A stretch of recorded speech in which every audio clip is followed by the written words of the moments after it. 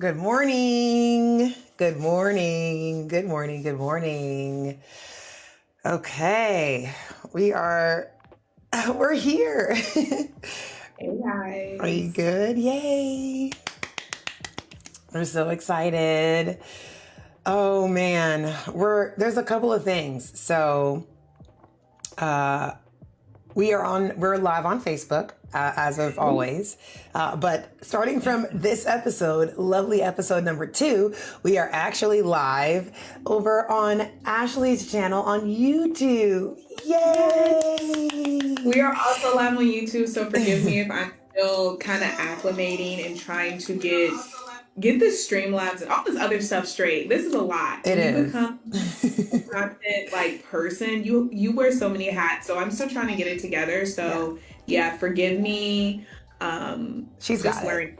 She's got this. It's gonna be fine. She's not here by herself. It's gonna be great. So yeah, guys, if you want to stay on Facebook, that's cool too. If you like YouTube more or is just your preference, we're also on YouTube now. We're also live on YouTube now. All the links everywhere. All of our links, all of them are all in the description for both videos, both live streams. So click away till your heart's content, and you can hop back and forth. You can play both at the same time if you really feel like getting frisky. Open up, get all your devices, get your laptop, get your PlayStation 5, get everything. Phone, TV, tablet. thank you. Put it up on every device you own, okay? And let's make it happen. So welcome on in. Thank you guys for showing love early on, but we are ready to start our episode. Whoop, whoop, whoop, whoop, whoop. So, no idea, guys, what she's going to talk about. I'm pretty excited. I'm pretty excited. So, as you can see, or maybe guess from the title, okay, so it's deal or no deal, right? So that's the name of the game, okay? But we're not playing games today, okay? We're not playing games. So for today, I would like to just premise this with an idea, right? So I feel like us as people in any sort of relationship that we have, there are many different types of relationships in our lives, right? There are professional relationships, there are romantic relationships, okay, friendships, co-workers, all these types of relationships. And in these relationships, there are certain phenomenons, I feel like, where you might notice something about a person, something that they do or say, how they act, how they move, and it might just completely put you off, you know? Like you decide in that moment that you can no longer deal with this person. You never want to see this person ever again, right? On the flip side of that, what if someone, you see someone doing something, and this could be something like that you know, right? So you could already know this person. You could be getting to know this person. It could be the first time you ever meet this person.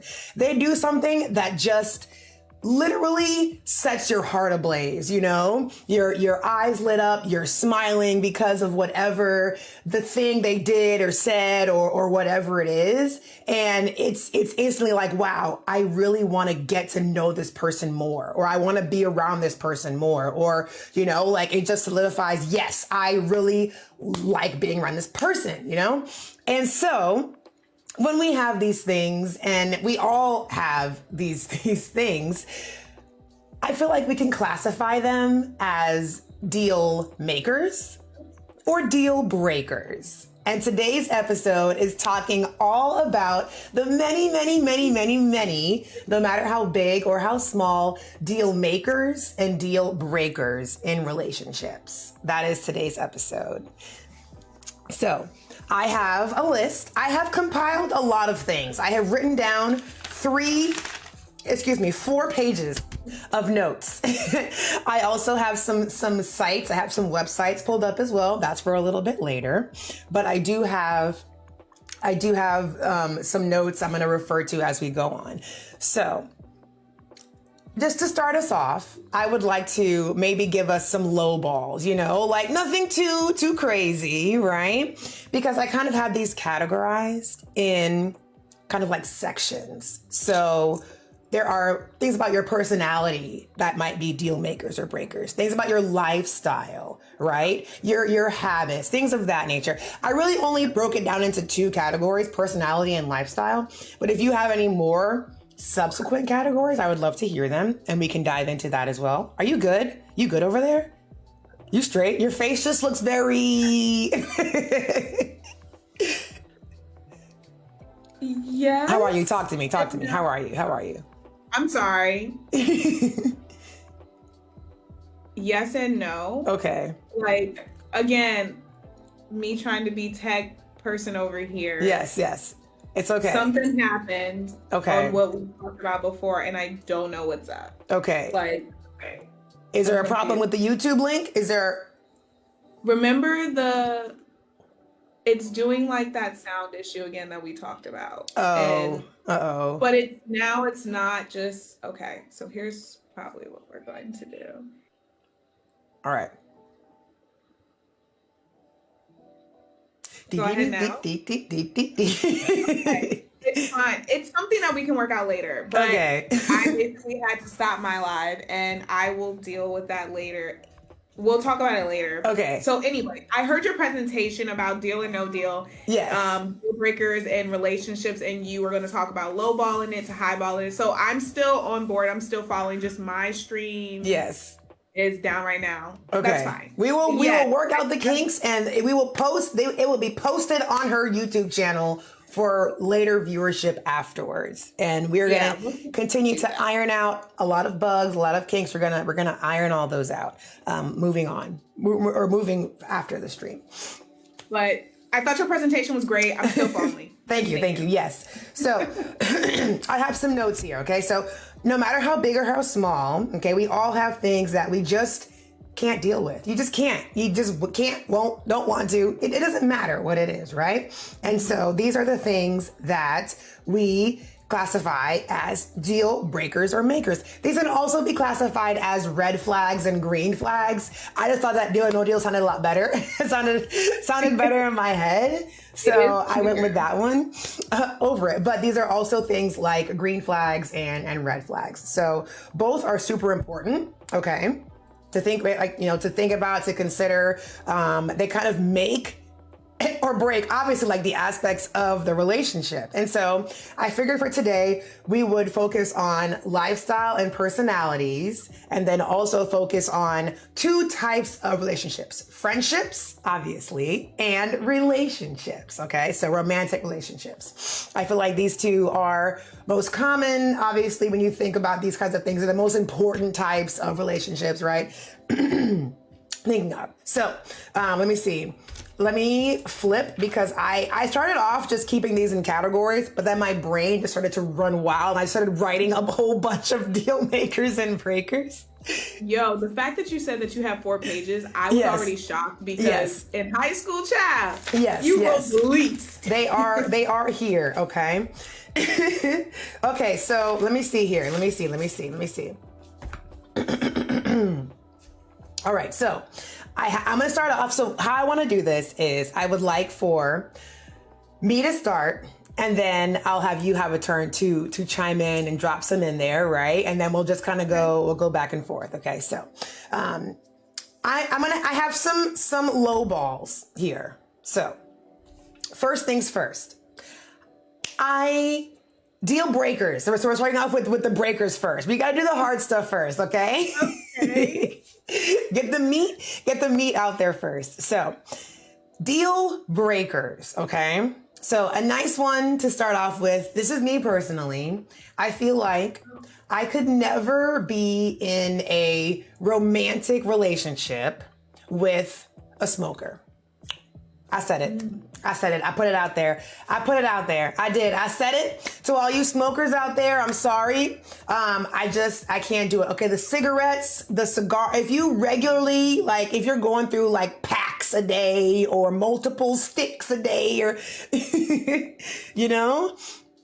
if anything like that is going on, I can't do it. Okay. Cigarette smoke is just, it's not it for me personally. And not to mention, it fucking kills you. Okay. Can we just talk about how it literally destroys you from the inside out?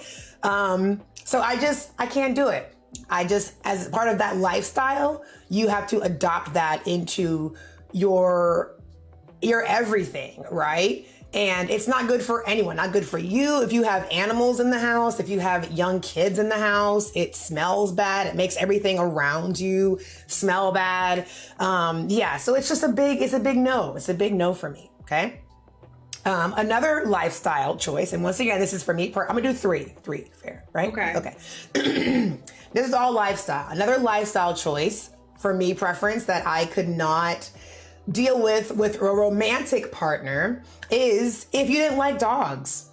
If you're not a dog person, if you're not willing to have a dog in your home, in your life, take care of an animal. I don't like dogs. Well, guess what? I don't like you, So just coming from someone who absolutely loves my dogs. I love animals. I can't be without one, in my life. And yes, they come with all the things that they come with, the responsibility, the hair, the whatever, all the bad stuff. But the good outweighs the bad, in my opinion, on this particular topic. And dogs are a must. If you don't like dogs, this relationship is not going to work out. Okay. The last one I have here for my these are kind of like softballs. Last one I have here is poor hygiene. Poor hygiene, okay, from romantic partners, maybe even friendship partners too. Because listen, if you stanky, it's just not gonna work out. I'm just not gonna wanna be around you, in any sort of fashion. Because, like I said, friendships and romantic relationships, those are your closest, I guess family too, but you can't pick your family. So, but your close relationships means that we're gonna be close, not just emotionally, physically close to each other. And if you stink, I don't want to be close to you. Okay. You can't have your sweaty body if you're not showering, if you're not brushing your teeth, if you're not taking care of yourself, changing your underwear. Come on now. These are just things that I personally could not deal with from a romantic relationship and a partner. And it would be a deal breaker. If I notice things, sure, we could talk about it, but I feel like, why am I talking to you about this? But if that's what it comes down to, but honey, I don't know how your mama raised you, but that's not it. It's a no. It's a no for me. Okay. Poor hygiene is a no. All right. So those are my three, just to start us off. Right. So, and these are not my top three, These are low balls. I don't know what they are. I don't know. Maybe not low balls, but I know the dogs. Right. Is deal breaker. It is. So, all of these things are deal breakers, but I guess these are more or less deal breakers before you marry a person, or start dating a person, or deal breakers. Mm-hmm. These are things that off jump when we talk. If I notice this, I'm out. Not a compromise. Not right. I'm kind of out. Yeah. So okay. In the getting to know you kind of phase, in the early beginnings, of the phases, these are where these things would come into play. Okay, that makes sense. Yeah. So those are my three, and you don't have to give me the same but before you know it, but you can dive right into the things I won't, do whatever you like. But what would you say are some, not your top? You can think about it. We got all stream to think about it. It's okay. But what would be some of your deal breakers? Okay. I do agree, I think, on the hygiene. Mm-hmm. I think that is one of my entry-level deal breakers of just, guys, for me, honestly, I can't even breathe in Lowe's or Home Depot sometimes because of the wood smell. So smelling funky things literally takes my breath away. Mm-hmm. And I don't mean to be... I'm really trying to work on my faces and stuff like that, but sometimes it literally takes my breath away. Mm-hmm. And sometimes I can deal with it, sometimes I can't. But if I'm trying to get into a relationship or be in a relationship with a person, hygiene is actually very important to me as well. Mm-hmm. And you don't have to be getting mani-pedis, doing all this grooming, but at least care for yourself enough to show that you have some confidence, that you love yourself. Actually, I think I just sent you a video on Facebook. You did. And it was like, you only get one body. You do. Love the body that you are in. Right. You know, take care of the body that you have. That doesn't mean you have to be like a bodybuilder Mr. working Fitness, out 4 right? times a day. Yeah. But like, love your body. Yes. Because it'll give back to you. Absolutely. And I feel like we have kind of like been on that train already of, you know, keeping ourselves going. Like we would talk about this and just like making small little life changes that really do make all the difference. And just from trying to be healthier, trying to get more exercise, you know? So yes, taking care of your body. Also, cleaning it. You know how they say cleanliness is close to godliness? Yeah, so cleanliness is close to godliness. So try to be a bit more godly. Not God himself, but be like him, okay? So be clean. Be clean. But no, I agree with that too, because also too, like for your body, I mean, you only get one. And it gives back to you. And we talked about like, okay, like stretching or, you know, we're not getting no younger. Let's be for real. Mm-hmm. Once you hit like past 25, you start to notice like if you hit something, it's going to hurt for days. Mm-hmm. If you move the wrong way, you're going to feel it. Like this is the time when it's like, all right, like we hit our peak and now we going down. Right. Like, that's it. You know. That's it. So, all right. Yeah. What else you got? I see the gears turning. I see the gears changing. Yeah, another one. And this is friendships or relationships. So you can, or romantic relationships. You can dive into either pool. Okay. I don't know the correct word for this offhand, but how a person presents themselves or speaks. That honestly matters to me. Okay. Because, and it's no offense, but if there's a whole bunch of slang I can't understand you or quote unquote code switching. It's okay to be your natural self to me. But if you cannot be in all the circles that I'm in as well and present yourself in let's say like be fake, but like be appropriate for what we are doing for the situation. And when we are home, being comfortable with me. Right. If you can't do that, I don't like that. Right. I don't like the fact that like, and I'm trying to say it in the right way, but say it in the real way. Say it real. That's how we're gonna get to the point. Say what you feel. But like slang to me and catcalling and stuff, like I'm thinking about, okay, let's say I'm not dating this person yet. So the way you approach me and how you talk to me lets me know, okay, like, can we make a complete sentence? Like, even when I'm texting, I don't text in slang like that. Right. I text appropriately. Full sentences with the punctuation. I put a comma in there. You know your homophones. Right. Like, okay, there, and there. Get it right. Right. PC. You know, or because guys, like, let's be for real. Have you guys ever looked on any type of social media and you're reading something, prime example, the Shade Room, and the celebrities are posting or they're showing a tweet and the Shade Room shows it, and you literally lose brain cells trying to read what the heck they put? What's going on? Yeah. What am I reading? Where's your publicist? What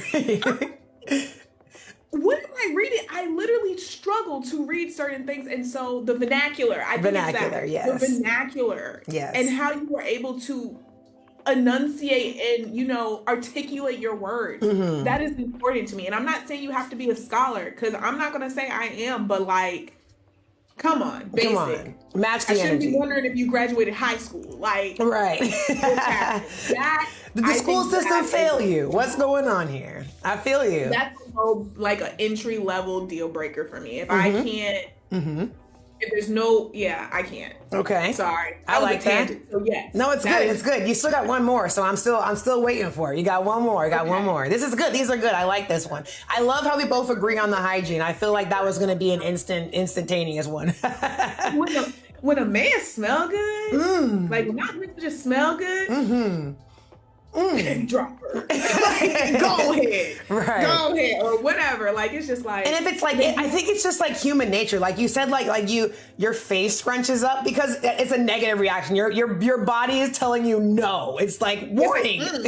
Right. But when you smell good, it's like, I just want to melt on your I want to be around you. Exactly. Yeah. So. Or just, even if you smell clean, it doesn't have to be good. Okay, hygiene, your vernacular. vernacular. What's another one? And so these two both are like from in the beginning stages. So let's have your third one be entry level. Yeah, entry level. What's another one? Work ethic matters to me. Like, I guess, hold on, let me see. Yeah. I think I don't know what it is. Entry level. I think that's work ethic is a little bit deeper. It's deep, yeah. I guess you don't notice that offhand. Right. Sorry. Like I told you guys, I didn't know what she was gonna. It's good. This is the whole point. It's okay. You're just ride the bus. I'm just thinking, like, because I don't pay attention to that anymore. Obviously. That's fine. Yeah. Should I go with some more that I have so you can either commentate or give me about 10 more seconds. Okay. Shall we count down or no? Child. Okay. When I walk. Think about friendships. Think about a friend, you know, if you were to meet someone out in public or at the grocery store and you saw someone doing this and you'd be like, how you treat people. How you treat people. There you go. Okay. I think that's also important because I'm thinking of things offhand. I want to see, again, like we talked about the groups that you're able to be in as social groups. I think how you treat people is really important because you don't know what other people are going through. There you go. Number one. There you go. Number two, it shows your tolerance of people. And again, for me, I'm a people's person. Right. So, and also too, how you treat people lets me know how sometimes you can perceive people. You don't have to like everyone.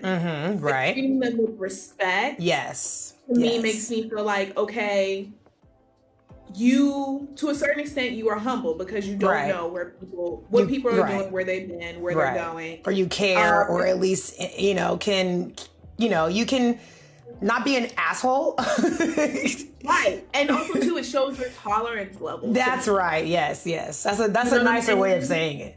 Yeah. Like it shows your tolerance level. Like, yes. Example, we've talked about it because prime example, yesterday, literally, I'm on the phone with Monique. Yes. And as I go into the stores or whatever, a lot of people comment on my daughter and say how pretty she is, all these things. And Monique literally wants to vomit. It's just too much, okay? It's just too much for me. Listen, a little compliment, a little high. Listen, I got nothing wrong with high and by, okay? Nothing wrong with high and by. But anything beyond that is done. I don't want nothing to deal with it. See, that even to a certain extent, you still have a tolerance to say hello, goodbye, and you're not rude, but you surely make a line to cut off the conversation, which is okay. Yes. You have that's at least your tolerance. Right. But for people that are just like, why are you talking to me? Right. Please stop talking to me. Right. Don't do that. Like, that's rude. So, yes. The way you treat other people offhand is important to me. I like that. I actually had that one written down. So I worded it differently, but I wrote rude/mean unprovoked, right? So unprovoked, that's what I wrote down. So if you're just openly just rude to someone or mean or, the cashier is like, like paper or plastic. And you're like, fuck you. That kind of thing. I just, we act too. Right. Like, dude, whoa, calm down.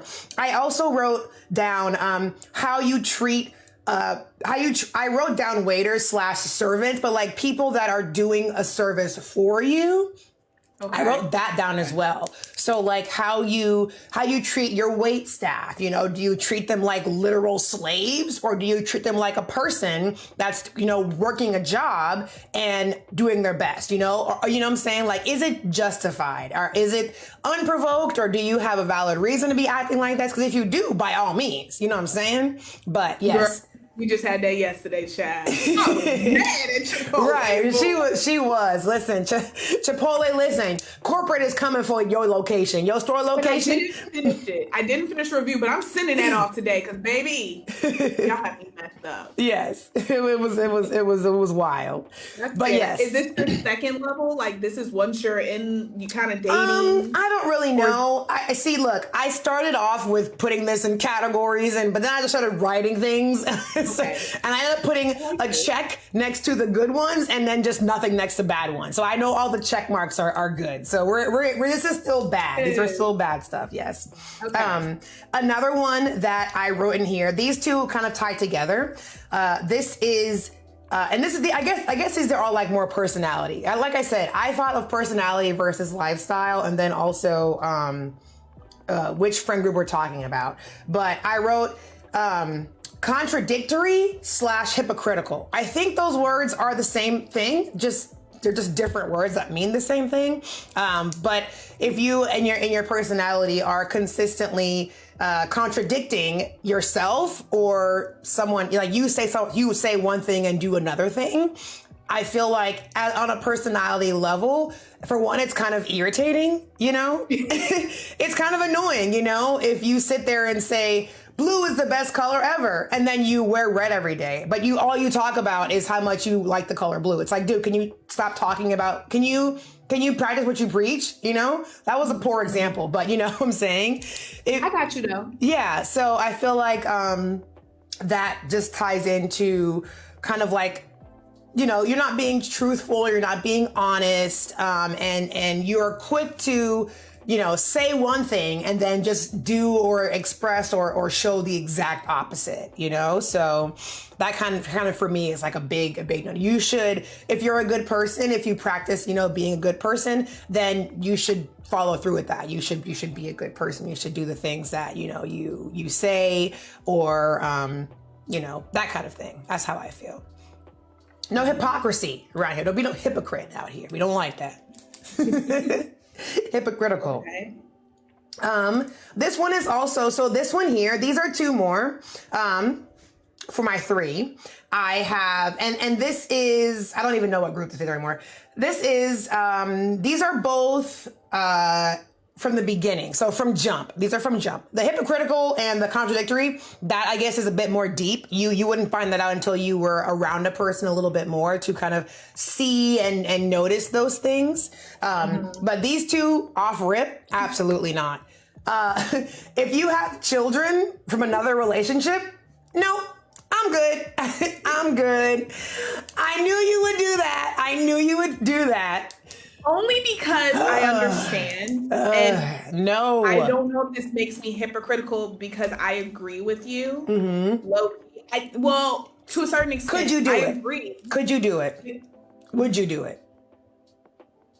There's too many variables. Okay, so we are on the same page. It's not because the kid, it's because how do you, and I have a child now. Right. So how do you co-parent? Because obviously there needs to be co-parenting. Right. Are you present? Are you not present? Is, the child's other parent, are they present? Are they reasonable? Are they not reasonable? Because how they raise them kids. Because if your kid is running rampant, acting a damn fool, not listening to their not mom, that's going to put a strain. Discipline. Also too, I'm always, and I read this somewhere, I'm always going to come second. Yes. And that I have a child, I understand that. But as a partner, that's still very hard to comprehend if I'm with someone. So I wouldn't want to, but if we are all trying to make it work, could it? Right. Yes, but is that my first choice? Absolutely not. Absolutely not. For me, it's a definite no. I just, I'm not saying that I could never love a child that's not mine. That's not what I'm saying. My best friend has a beautiful baby girl and I love her to pieces. I would do anything for her. I would. And she's fabulous. But I'm not, you know what? I don't know. Cause I was saying, if we were dating, could I love that baby girl? Hold up. Wait a minute. That's different though. That's different. But again, my husband is also not unreasonable. Right. As long as we are able to be trusted, he would be like it's weird because obviously we're like you. Right. But I'm about to say, if it's so many factors, everybody has to be on board. And most times when things go wrong, it's not, people get angry, people get bitter, people get jealous, people get untrusting of certain things. It's a lot of variables to go through, a lot of layers. So on the surface, no. On the surface level, no. Yes, it would definitely be like a swipe right, or a swipe whichever direction is no, that direction. I don't even know. Yeah. But yes, it would be like, oh yeah, I got kids, oh hey, so yeah, like I work at the bank, I drive a Mercedes, and I got 2 kids. All right, see you later. I'm out of here. So yeah. And also too, you're dating a person, be ready that has children. You have to be ready. Granted, I have a kid now, so it doesn't make a difference for me. Right. But you gotta be ready for all of your things that center around the kids. Right. That person not to have free time, depending on age. Like right now with my kid, she's my life. Everything centers around her, and that's what it is. So if they have young kids, oh baby, the only place y'all going is Disney World. Right. Second fiddle. You're definitely playing second fiddle. Child movies, exactly. Right. Yes. Yes. And that's okay if you understand that's what it's going to be. Right. And I feel like too, another reason why it would be difficult for me is because I wouldn't. Not that I would have a problem. This is again, if this were to happen, right? Let's say we get past that and we whatever.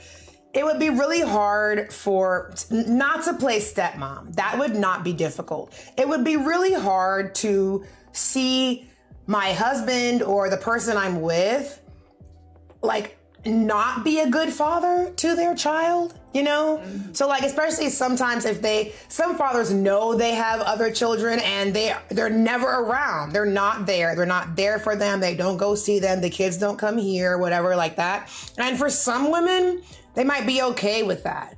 But to me, I'm like, so you're okay with being a deadbeat dad to your kids that you already have, I don't think I would find that attractive. Like, you're neglecting your children. I don't like that. And I feel like it's very selfish. I think that ends up because we date men. Well, like, we are attracted to men. Right. Significant others. But I think that also puts males in a box for women who think like that, though, because I understand it. But I think it puts them in this box of they want you to be a good father, but they also want you to make time for them. Right. Like, I can't be with you all day and take you on these dates and take you on these trips or whatever you want to do, and still be a father at the same time. What to outside children. See, but that's the thing. If we would just did it right, we would not have to worry about that. So that's why it's just on initial interview process. It's a hard no. I don't think I want to deal. And also too, I've said this before and I'll say it again, but myself, personally, me deep down, hi over here, very selfish deep down. Okay. Very, very selfish. So I don't have any children yet. I've never been nothing. I don't got nothing. And so my first child is damn sure going to be our first child. It's not going to be my first and you're like fourth. What? No. Absolutely not. No, number 1, baby. Number 1 from both of us, okay? Because my kid is not going to play second fiddle, and they shouldn't have to. And I feel like, like you said, kids, they deserve it. And, this is a tangent. I'm so sorry. But I was reading something about how single moms are the worst parent for kids because all the single moms or single black moms or whatever, all the kids end up in jail and all this stuff. And nobody talks about the fathers that are leaving the relationship to make these women single mothers, right? Mm-hmm. And the premise of this whole thing was the guy was talking about how when men leave a relationship they have children with, right? They are almost not, I don't want to say 100%, but they are very likely to just disregard any of their previous children as soon as a new woman enters their life. It's almost like they just drop everything. The second some new lady comes in, suddenly the kids you have from your previous relationship just don't exist anymore. And I think we see that, right? You see that all the time. That's how these deadbeat dads start, because dad done ran off with his mistress and left mom with the kids. And I just feel like, constantly blaming single mothers for raising children alone. Yeah, that's not a one-person job. Let's talk about the men that are leaving to make this a single mom situation, you know? So anyway. Yeah, I mean, I don't know. I know it's a tangent, but I don't know. It is. I make that, like when I look at it and think about my worldview of it all, I'm living in, like, my worldview is based upon how I was raised and how I grew up. Right. Like, I don't think about now because also, too, I don't associate, not like that, not in a bad way, but I don't have a lot of people in my circle who are in that predicament for me to make that, like, you know what I'm saying, that viewpoint. Right, but I right. do, and the people I do see, I'm like, I don't know enough about your situation. I don't know enough, right? I'm like, oh. Yeah. What's with? Okay. Right. Scroll. Like, it was very interesting though. I read it and I saw it and I was like, you know what? Interesting. Okay. Like I thought it was interesting. Just we were talking about it. And I just thought it was interesting to kind of just throw that in there. Anyway. Okay. So your two to three was, you said. The first one, contradictory / hypocritical. Okay. Kids from a past relationship. Ooh, yes. Okay. And you go on to your third one. I can still hear you. Yes. But your goddaughter is screaming, so I'm gonna put on Netflix, guys. Okay. I will be right back. Okay. Should I wait? I don't know. Yeah, go ahead. Oh, okay. My last one for my three is long distance relationships. Okay. Long distance is just something that I personally feel like for friends, absolutely. This is definitely more so on the romantic relationship. So for a long distance romantic relationship, I just could never really make that work. I don't think I can make it work. I'm a really big touch, proximity, closeness. I need you here. I need you here. I need you close. I need you constantly around me all the time. Because, you know, I've said this before. You know, I've said this. I'm going to say it. Okay. I'm going to say it out loud. But we cannot be together if we're not together. Okay. If we're not together, we can't be together. We can't be separated miles, states away, all this stuff. I just don't really see how I could build a strong, meaningful relationship, get a sense of closeness from this person if we are not coming, home together, or if we don't live, within like a car's distance away, if it's not reasonable, you know what I'm saying? And we've talked about that too, because we talked about, obviously, like in our world, military is a thing. Yes. So we've talked about what that means. Like both of our families are in the military. Yes. And so for me, I could do it, but I feel like I have to see an end date to it. Yeah. And also too, if we've already built a foundation, it's so much easier, obviously, for me to maintain. Like, if my husband's gone, like, I'm cool. Right. As long as we communicate. Right. Because that's what keeps things still going. The fact of communication. But yeah, you guys started off close. That's a situation that happened now after you've already built your foundation and things are solid and things are good. But off rip, like if you just met this person and let's say you met them on a cruise. My mom, she takes cruises all the time. I've been on a couple myself. And let's say you meet someone. Let's say you meet an amazing person and they are wonderful. You guys have a great vacation. You guys become cruising buddies, all that stuff, You get the butterflies, you get the feeling, you get the sensation. And it's like, oh, where are you from? Oh, Nebraska. Nebraska. Right. And it's like, wow, well, I don't live anywhere near Nebraska. So I guess this is not going to work out because what? Am I going to move to Nebraska? You know what I'm saying? Like, I don't know.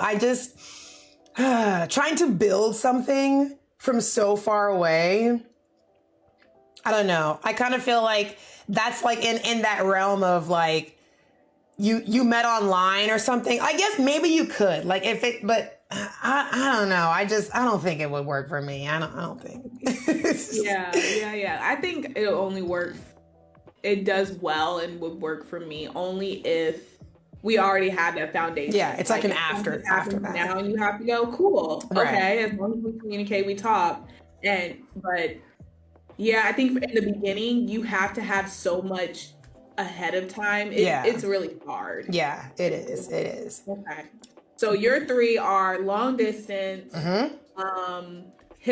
being hypocritical, and we went on that one with the tangent. What was that? And children from past relationships. Children from past relationships. Yeah. Those are really good ones. Deal breakers. Break, relationship over, not even starting, broken. I'm no longer interested. Okay. For me, those are really good ones that also make me think like, But offhand, I'm really big on personality, to be honest. Yes. I'm very big on a person of who they are as people because I consider myself to be a decent human being. I even work in the mental health field. Like, I work with people. So empathy is very important to me. Do you have to have the level of empathy that I have? No. Because Monique does not. We talk all the time. But I like, not saying that she's not empathetic, but I love the viewpoint that she gives me sometimes because I love the viewpoint she gives me sometimes though, because sometimes I can be to the extreme empathetic and she's just kind of like, no, right. Like, come on, you deserve whatever too. So, but empathy for me is very important to care about other people other than yourself all the time. Even if that's just having empathy for the people who are in your circle that you supposedly care about. It doesn't even have to be for strangers, but just your people, your tribe. That's really important to me. Like if everyone's on your crap list, like your sugar honey iced tea list, like I'm just, or like, oh, well, that's their fault. They'll get over. Like, dang. Right. Like that empathy matters to me. Caring about other people's situation, putting yourself in their place and wondering, well, what would this person, what would you want if you were in this situation? Right. That is another one. I think this is also where,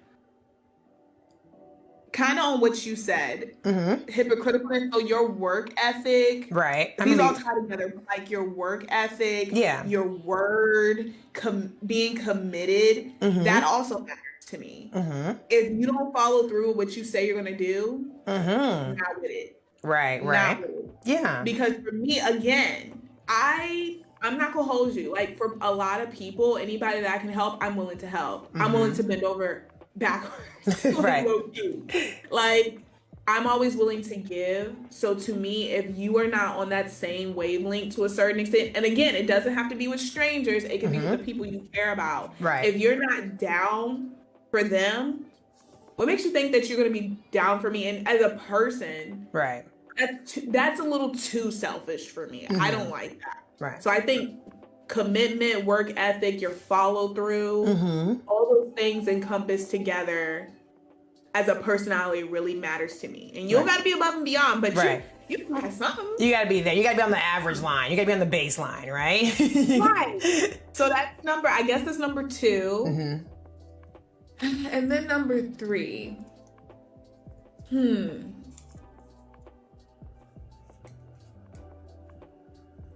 I think off the top of my head again, I think family oriented. That also matters. Ding, ding, ding, ding, ding, ding. I had that written down too. Family oriented matters to me. And I put it, I guess, as the middle category only because like I can understand if your family has done you wrong. Or like people have things that go on in their family that are justifiably understandable why people don't want to deal with certain family members. But family matters to me because family can be support. Family is your blood. And I feel like I want to know where you came from. I want to know where we came from. There are genes that are, like passed down to people. There are traits that sometimes can be passed down to people. And I love family. I love like just, this is my people. This is my tribe. And for people that do cut off their families or for whatever reasons, your friends, like your groups of people are these decent people. So I think just community oriented and whatever that looks like to you. For you. Nice. You're not a loner, isolated type of person. I'm not that. I'm not with that. So like, because I don't need to be your everything either. I need you to sometimes go out with your friends, go see your mama, go see your brothers, cousins, something. Right. Oh, right. So, you know. So. Yes, these all yours tie in very well together. Like they all kind of hit. Like it's like a domino effect. It's like one thing hits the other thing, hits the other thing, hits the other thing. Right. Okay. Sure. I've got some rapid fires. I'm gonna do some rapid fires, and then we're gonna go into the deal makers. Yay! Okay. Cool. So rapid fire. I have got no car, no job, within context. So within context, right? So if you lost your car in a car accident and you don't got a car right now, okay, fine. You know, if your job just laid you off because you're in a big corporation that lays off people, okay, fine. But anything other than that, absolutely not. I also have an own place. I forgot to say that too. No job, no car, own place, within context, right? So what's going on here with these things that will either, break the relationship? Like if you just don't have a car at all, because like, why? Expound. I need to understand what's going on here. But at this point, like you cannot function properly. You cannot be doing what you're supposed to be doing if you don't have these things. Car, job, home. You need these three things to be decently, functioning in society. I agree. I have one that you touched on. I wrote laziness. What that means is like not lazy. We're all lazy. It's fine to be lazy sometimes. But I did write not doing what needs to be done. That thing. So that ties into what you said about work ethic, what you said about your follow through. Also very important. So if you know the trash has to go out because it's full, and Friday's trash day, and you didn't take out the trash, okay, you knew that had to be done. You knew that was your task. And this is the second week in a row you forgot. So come on now. Trash is overpiling. Okay. Do what needs to be done. Okay. I got a big one.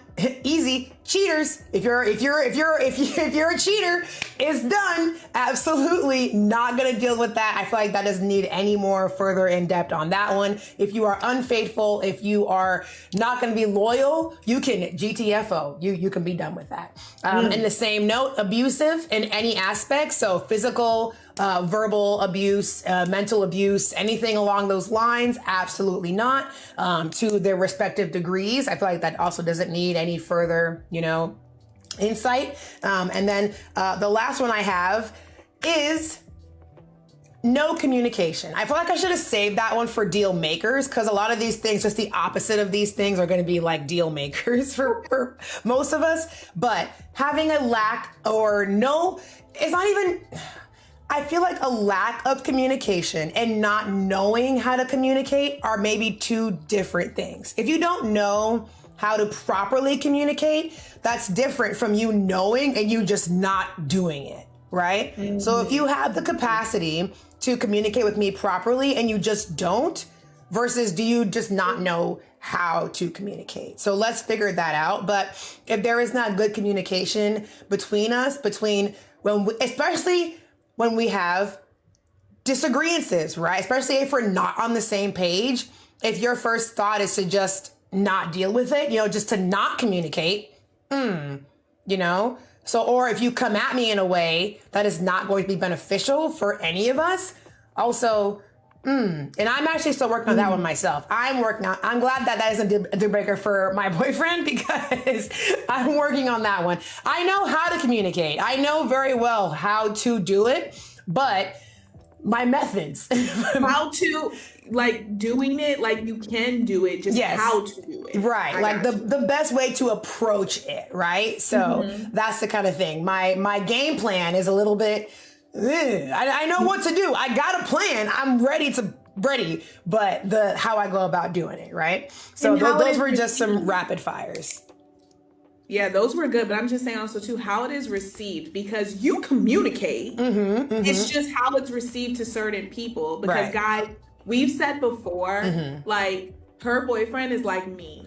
So the thing is, she's like my husband. So just that boom, automatic that's too much. Wait a minute. I'm gentle. Come in here, baby. Sweet baby laugh. Yeah. So, So yeah, that was just to add on that. But those were some very good rapid fires. Yes. I think I'm pretty much on board with those same ones actually. Yes. At this time, like at this age, for real, let's be for real, because we talk about that a lot. We're not getting younger. Like, you know what I'm saying? So for me, at this age we're at, you should have a job. You should have a car. You should have a home. Respectively, I mean, like if you're in New York, you probably don't have certain things that you would if you were in South Dakota. Right. You know what I'm saying? I get that part. But so within reason, you should have those things to be sustained, to be a functioning adult by yourself. That is important. So I agree with those. Yes. Another one, because we're at the third level, right? At this point, kind of. I mean, whatever you got. Yeah. I'm just thinking loyalty. Loyalty. Yes. But loyalty for me is heavy. Like heavy. That really matters to me, because if you're not, because I heard this somewhere. Actually, someone said to me, "You're loyal to a fault." Which isn't always great, because that means that you mostly, like, you stand beside someone even when they're wrong, whatever. Right. I'm loyal to a fault. So my thing is, if you're not loyal to me, and I only am loyal, well, I'm loyal in general, but I'm especially loyal to specific people. So if I'm loyal to a fault for you, you better be loyal back. Do it back. Say it back. Yeah, like, I'm good. So loyalty is heavy for me. Absolutely. So yeah, car job, home, loyalty. What's another huge deal breaker for me? I also agree that cheating is a deal breaker, because I'm loyal. Right. Heavy. So that's another one. I'm in agreement with those. An original one that is heavy for me. I agree with being abusive. Absolutely. Yeah. Dang, I think you really hit on the big ones. Yes. I didn't want to dive in too deep on those, because they're kind of obvious, right? You know, and take it for what you will, you know. If you're out there, if you're cheating on your significant other, being abusive, you're trash. That's it. That's all. That's all I'm gonna say. Accordingly. That's what I'm just saying, because most times when you are doing that, you're doing it because there's something empty or not holding you. To me, right? You know what I'm saying? People do it for specific reasons, whatever. Maybe it's a thrill. Maybe you're missing something. Handle your traumas, because honestly, you should not bring someone else who is whole into your BS. Right. There you go. It's not fair. Absolutely not. Absolutely. So, I think I actually don't have loyalty, because loyalty covers a huge part. It does, yeah. A lot of these trickle into each other. You know, they all kind of boil down to it. So, but yes. Yeah. So those were our breakers. Those, I mean, you know what? Whew, I know, right? That's the first 2 pages down. Now I got 2 pages of makers to go on. It's going to be, are we good? Is Lacey good? We got time? Because this is going to be a long episode, I feel. Yeah, she's half and half. Okay, she's all right. As long as y'all don't hear her, I don't think y'all hear her. Yeah, no. Even if we did, we'd be all right. She'd be just fine. So she's fine, guys. She didn't ate, changed. She watching TV, but she's good. She's not happy with that. Nice. So so those were our no deals. We see that we are not pressing that button. Okay, no deal. Okay, no. I wish I had a button right now. And you know, if you ever watch the TV show, they always use both hands. Why you got to use both hands? They'll be like, no deal. You're gonna break the button. Do they press the button to say no deal, or do they press the button to take the deal? It's both. It's a button for both. Okay. Yeah. But we are going to get into our deal makers, huh? Yee. So these are things that we love to see. These are things that we want. So good. And I promise you that not all of these are going to just be the opposite things of what we talked about before. Some of them will be, right? Because obviously the opposite of your deal breakers are going to be your deal makers. But I made sure to have at least a few that were not just the same thing, like opposite, right? So I have some good deal makers here. The first one that I have is being responsible. Someone who is responsible. Off jump. So if you are, and this is going to branch into, you know what? I can categorize some of these because I have responsible.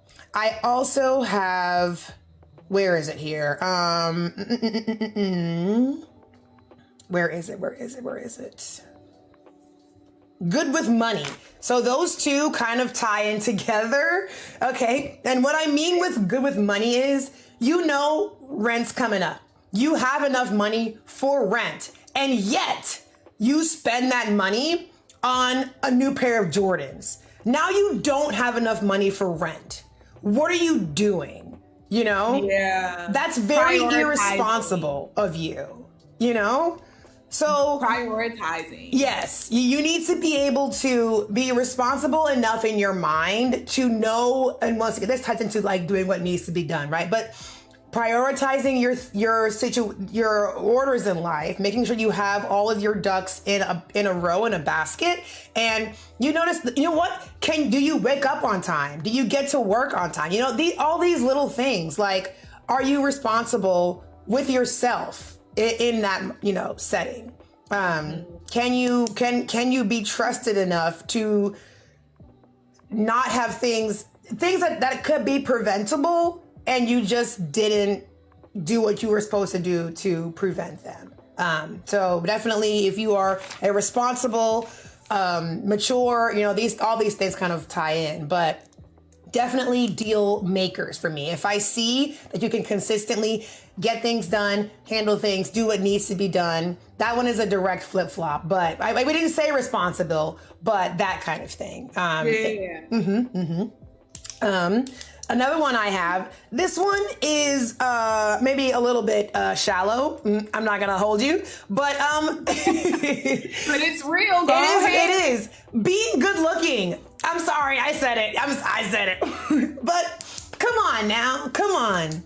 We did talk about that. We talked did. about that a little bit, like, you know, no one wants something that no one else wants. Right. Yes. Oh, yes, we did. You know, so like, I try, listen, we might have to be a little bit shallow here, but everyone always says, oh, well, you can't judge someone based on their looks. You can't like write them off. And I feel you on that, right? But if I should be attracted to you, shouldn't I? From jump, you know? Like, you should be proud that you're mine. Right.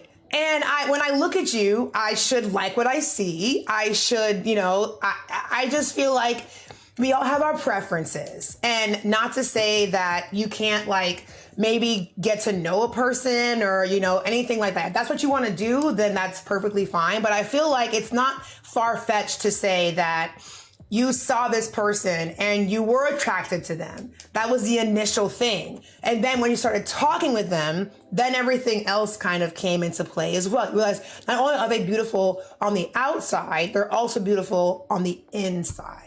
So, because like you said, if you're good looking but you have a terrible personality, I'm not interested, right? So, So it goes both ways. It goes both ways. You can be, as you said, beautiful and have a trash personality. I'm not interested. And you can have a great personality. But if I wholeheartedly, honestly do not find you attractive, I'm not sure if we were able to get to that point. I don't know. I feel like I gotta like looking at you. I gotta like looking at your face. There has to be a leveling, I think. Because even if not, I've met people where it's like, oh, now that I know you, it brings out a lot more of your features and how I see you as a person in general. But if there's nothing to begin with, I can understand that. And let's also be clear too, what is good looking to one person is good looking to the next person. So just matching your your preference, right? Okay, that's what I mean. Exactly. Okay, I got you. And then I'm having trouble picking the one I want to say my last one before I give you a chance. I'm having difficulty picking which one, but I think I'm gonna go with this one first. Having a strong sense of right and wrong, right? So this because one is, you're a black and white person. Yes, I am. Listen to me speak. A deal breaker. I'm sorry, we're talking about deal. These are green flags or deal makers, okay? You having a clear sense of what is right and what is wrong is very important to me. And if you can consistently prove to me that you know what you should and should not be doing, and this thing starts from a young age. As children, you can tell the good kids from the bad kids, okay? Because the bad kids, they know good and well you should not be doing that. I done told you 1,400 times to not draw on my walls. Why are you drawing on my walls? Okay? You know how the kids that say, no, my mom says I shouldn't do that. That's a good ass kid because they listen and they know what's right from what's wrong. Okay? It is black and white. I don't think it needs to be a gray area when it comes to doing things that and it's concerning because if you're doing some shady, messed up stuff and you don't have that sneaky, nasty feeling in your heart, honey, I'm scared of you. I'm scared. I'm running away quick with the quickness. Okay. So you should innately know that's not right. You should innately know this is right. And you should, follow accordingly. So having a strong, clear sense of right and wrong, in any day-to-day aspect, you come to me and you say, yeah, babe, I found this wallet on the floor and I stole that wallet. Baby, are you serious? That's someone's. What if you lost your wallet? Like, come on now. The whole wallet? Take a few bucks out of the wallet, but get the wallet. I'm kidding. Nah, I don't know, because me and my husband were talking about, we saw like some posts and it was talking about they had left a bundle of like $250,000 in the bathroom. Listen, and no, that's different. I said wallet. Okay. I didn't say just some loose cash, okay? If I see a roll of money, Scoop, I'm taking that money. But if your wallet, your credit cards, listen, I will never steal somebody's credit card. Here you go, concierge person. Look, I found this in the bathroom. Here you go. Please take that and give it to their owner. But money? Nah, that's my money. I'm taking that money off the floor. I'm sorry. My foot gonna be on that bill like this. Fair. Unless you saw someone drop it, right? If you see someone drop it, come on now. Anyway. Okay. That's what I got for right now. Okay. So before I go check on your little one, because this is yours, you need to come get her. I'm coming real soon. I'll be there next weekend. So I got two offhand, and they kind of stemmed a little bit from what you said. Number one being prioritizing. I do think it's important to figure out what is needed, what is not, what you need to do, when you need to do it. That is important. I think we beat that a dead horse at this point. Yes. Number two, your listening skills. Yes. Because I like to talk. And do you clearly and do you have to pick up every single thing that I said? No, but like you should. That's how you get to know a person. You listen to them. Yes. Or hey, I got to tell you something important in this moment. I'm emotionally, because for me, especially anybody that I'm talking to that's a friend, especially when I'm in a moment, I need you to listen to me. And if you don't know how to do that, I got an issue. Right. I got an issue with you. So, or not necessarily issue, but you're just not going to be part of my group. I don't like that. So listening skills is very important. We love that. Good, we love good listeners. You care about me. You listening? You listening to me? Oh my God. Yeah. Like if I complain about a long day and all of a sudden my husband picking up and doing stuff. Right. And also too, like showing that you are actually listening, not just like pretending to listen, like it drives me crazy if I'm telling you and you're like, yeah, I hear you. You're not listening, that would drive me up the wall. Yeah. Like every day, it's almost like a must. Like whenever I get home, it is like, how was your day, babe? How's your day? I want to know how your day was. And I feel like I have full attention. I could just be talking. Like I'm usually like going off, walking around the house. He's just like, yeah, where are you going? Like, yeah, really? Damn. That's wow. I mean, and I'm like, yeah, you know what? It's a whole thing, right? But if you were like, he'll pause the TV, so he's listening, Oh my God. And that is so funny because when me and my husband are watching TV, like He likes to talk. My husband likes to talk at opportune times. Like, I know him to like know, okay, if I want him to talk or listen, I gotta do certain things because that's when like his attention is like right. zoomed in. Honed in. And TV, when we're watching TV, he always got something to say. And I pause the TV. He's like, why are you pausing it? Because I'm listening to you. Right. You talking. He's like, well, don't pause the TV. I'm like, well, because I'll be like, if I unpause the TV, I'm not listening to you. And I would tell him, I'll be watching TV, he'll be talking. He's like, did you hear me? No. I'm not listening. I told you that. I'm one track. Don't put me in 3 different. Right. Not doing it. Yeah. But then the third one. Yes. I have entry level. I didn't have one off plan. So we'll just move on. Don't worry about it. Okay. It's okay. These are also like just, I don't know. It's all kind of mixed, like between the first time you start talking to someone versus a little bit deeper in. So it's okay if it's not. It's okay if it's a little bit jumbled. Just explain yourself as you're going through it. So it's fine. Gotcha. You do the next one. I have one that's really cute and really funny. And it's if you make me laugh. I feel like this also comes with the more you're around a person sometimes, and just. If we vibe on like the same kind of comical level, like if our, what's it called? Like if our sense of humor, that's what it is. Jesus. If our sense of humor is on the same like wavelength, or, if you ever just like, you're like in a, like talking to your, friend or whatever. And like, you're like in like almost like a skit or like a scene. And they just add in the perfect little extra bit of information that just, it makes it so much more funnier. And this does happen like in your social groups when you're with your friends or you're with your significant other. You just laugh all the time because you're so funny. I can't tell you how many times AJ and I, like, I'll be doing something and I'll just like start whatever, saying something or singing a song or whatever.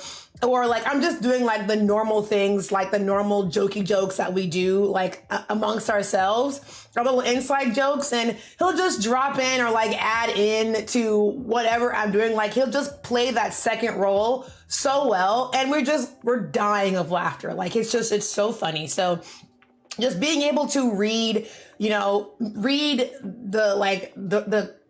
funniness, if you can make me laugh consistently, that is definitely a deal maker for me. I love that. I love that we can be funny together. It's not all super seriousness. And to me, that's a good one. Are you crying? Yeah, she's not happy. It's okay. It's okay. I agree 100%. Actually, did I put that? I did. Why did I? Sense of humor was actually on my list. I like someone who can hee-ha, joke, laugh, like be lighthearted. Yes. We have to laugh at the funny stuff, okay? If we're not gonna laugh, we're gonna cry. So you might as well laugh, all right? So, she's not, hi, welcome to the podcast. Welcome. Can you say hi? What is all of this? It's a podcast. You made it, baby. Episode 2, and you're already here. Our first co-host. No, it's okay. He's okay. Isn't she cute, yo? Clap it up. Let's get lots of likes. Let's get lots of love, lots of likes for baby girl. Clap it up. Yee. A little baby easy. Yes. Okay. So we got 3 people now, folks. Right. It's all good. Okay, let's see. I have a few. This one, okay, this is a big one for me. This is a super huge one here. This one is a deal maker. 100% deal maker. I'm all in. Is if you can personally meet my expectations, right? So I have myself on a very high pedestal. I feel like at this point, I am very aware of my self-worth. I am very aware of my value. I am valuable. We are valuable. You need to value yourself and you need to set your expectations high. Now, high is relatively speaking, but you have to make sure that your needs are being met and you are comfortable in your situation. So, and you need to be open and honest and upfront about your expectations. If you are expecting your significant other to do X, Y, and Z, be honest with them. Hey, I feel like this is a responsibility that I would like for you to handle, and do this, and do that, you know? In friendships, same thing. I have a level of expectation from my friendships. If we're not talking constantly, if we're not, we have expectations to our relationships, and it's really good for me because I will voice my expectations to you. I will let you know what I am expecting from you in this relationship. And if I tell you these things and we talk about it and, we don't come to a good conclusion or whatever, I don't think it's going to work out. And my expectations are not far-fetched. They're not out there, Ashley and I, we agree to a certain extent in a lot of like gender roles type of deal, how the world is set up already, So I do have a sense of men being providers. You provide for me and the family. So expectations is not like, I got to go on a vacation every weekend. That's not my expectation, Expectation is you take care of the house. You take care of the bills. You take care of things that you need to take care of. We make sure that we're good. You take care of me. We have our romantic expectations, like you said too, communicating on that intimacy, expectations. So anything that I have set as far as what I am expecting, I'm going to be open with you. I'm going to be open 100% about what it is. And you meeting that expectation, not arguing me about it, basically give me what I want. It's like, I guess the more I talk about it, it's like, I want what I want, but you are deserving of that. You are deserving. It's okay to ask for what you want and to be upfront about it, because you just might get it. Ask and you shall receive, you the worst, you're never, what's the saying? What's the saying? Open mouths don't get fed. Thank you. Or closed mouths don't get fed. Closed mouths don't get fed. Yes. So for me, mouth is open. Okay, mouth is all the way open because I wants to eat. Okay, and you can't be mad if you're not voicing your expectations and you feel like things are lacking. It's not gonna work out. I'm sorry. Yes, I'm hearing everything you're saying, and I think that you really had some good ones. Mm-hmm. I think, and to teeter on a little bit of that, I have for my medium, like as we're going through this or like going in it, being non-complacent is a good green flag for me. Mm-hmm. So like not being, always having something to look forward to, or hey, like there's always, you can always do better. If you've mastered this level, like go to the next level. Right. And I think my husband honestly really taught me that, like, hey, like, we can do more. We can have more. You can continue to excel. You don't have to stop right here. Mm-hmm. That's a beautiful thing to me. Yes. And so I think non-complacency now, even in our friendship, right? We're constantly like talking about what we want to do. Elevation. Level up. Yes, always. Okay. But leveling up. That is all, like just in any aspect. Yes. Non-complacency is a green flag for me. I think I wrote willing to step up. I think that's maybe kind of a little on the same line there. I did write that down. So like willing to just step. Ooh, that's a good one. Yeah. And willing I'll add to that leadership. Mm-hmm. Yeah. Ooh, yeah, for sure. Leadership is good for me. And I'm not saying you always have to be at the forefront. And this is friendships or like intimate relationships. Right. Leadership, like taking the reins. Mm-hmm. I'm cool with that too. Yes. I like that. That's like a take charge, Captain. Right. Aye, Captain. And I guess, man, I'm starting to feel like I'm low maintenance because I'm like, again, back to the empathy piece for me, guys. Mm-hmm. I keep thinking to myself, well, if people don't have these things, sometimes it could be a reason, and then I justify. And then Monique comes on her black and white saying, if they don't have it, it's not okay. It's nothing. So I feel like there is wiggle room, you know? But I mean, honestly, a lot of men say that women you're high maintenance, you want a whole lot. I feel like we have proven that, honestly, all we want is a good guy, okay? Be clean, be nice, be caring, and be a man. Step up, provide, you know? And I'll give a little hint because maybe that, I don't know when I'll talk about it, but I do think too, even though we use a lot of, at least to me, as I'm hearing this, I hear a lot of like gender specific things. Yeah.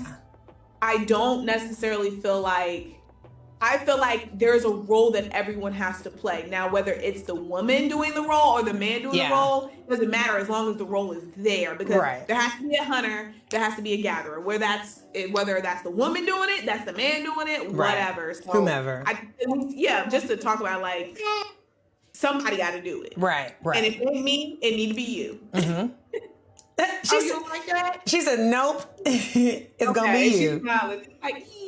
But yeah, no, those are, I think, my two things is non-complacency is a good green flag for me. Yes. Also, too, I don't know if this is like a middle ground or while I'm in it, but intimacy.